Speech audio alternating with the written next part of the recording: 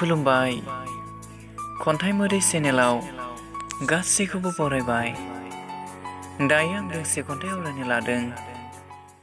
खन्थाइखौ आंनो सुजुदों। खन्थाइनि मुं गोसो बिबारनि रजे। सान मोखां फुंनि रजेनि मिनिस्लुनायजों गोरबोनि फैसालि गेवलांनायजों आमथा आमथा खालामफैयो गोसो बिबारनि रजेया मिनिसोरां महरै नायदग्लांफैयो आंनि गोसो इन्जुराव थाखुमा थाखुमा गुलि गुलि आंगोयै।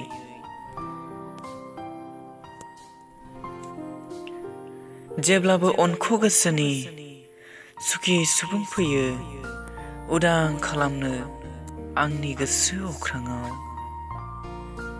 जौमोननि मोनसे आन्दो हास्थायनाय आंखालफोरखौ सुफुंनायनि जिलिर गावफैयो सिरि सिरि गोसो बिबारनि रजेया। आं दिनै बुजिना मोनबाय, आं दिनै बोदोर खालामबाय गोसो बिबारनि गेवलां मोदोमफ्रु रजेनि अननायनि फिथिखाखौ अराय थांनानै थानाय जिउलुराव आलो गोजोनै आजावना लानो थाखाय। जेराव हाबिलासनि सिमा रुगुं गैया गुवार गोसोआ लैथोमासि बिखा।